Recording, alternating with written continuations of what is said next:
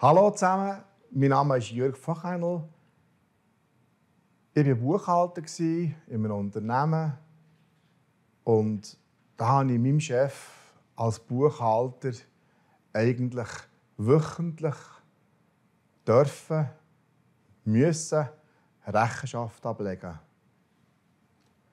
Es war ja ziemlich Bargeld im Spiel, immer wieder.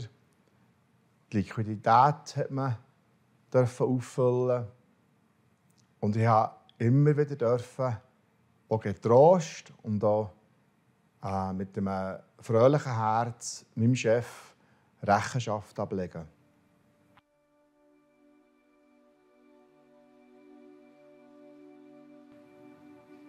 Jesus ist zum Himmel gefahren und hat uns hier auf der Erde zurückgelassen. Er hat uns den Tröster, den Heiligen Geist, auf der Erde geschenkt. Und wir dürfen in dem Innen mit dem Hilfe des Heiligen Geist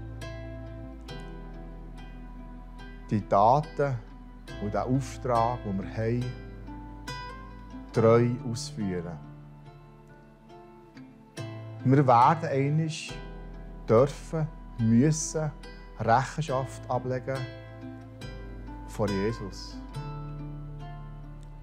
Ja, wir werden einmal gerichtet werden. Und es ist ja eine Gnade, dass wir so einen wunderbaren Auftrag ausführen dürfen. Und im Wissen, dass wir einmal Rechenschaft ablegen müssen, dürfen wir uns eben jetzt überlegen, wie dürfen wir handeln, dass wir einmal getrost vor einem Richter stehen. Das soll uns nicht Angst machen. Nein, es darf uns anspornen. Wir dürfen die Bibel lesen. Jesus lehrt uns nicht im Ungewissen, aber er wird uns schon mal Rechenschaft fordern.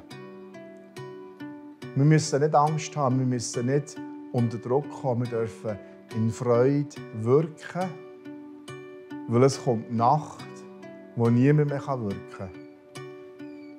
Aber wir dürfen getrost vorwärts gehen und dürfen aber auch vor Augen haben, dass wir einmal Bericht erstatten dürfen, wenn wir einmal von ihm empfangen werden und einmal vor ihm, ja, ein Linziger vor ihm werden stehen. Der Lohn wird gross sein und ich glaube, die Erleichterung von unserer Seite her, dass wir das Ziel erreicht haben, auch. Ich wünsche euch, dass ihr in der Bibel lesen könnt, dass ihr im Alltag umsetzen könnt, was ihr gelernt habt vom Wort Gottes. Und ich wünsche es auch mir, dass ich wahrhaftig, ehrlich und treu den Auftrag ausführen. Wir wünschen euch alles Gute an diesem Tag. Shalom.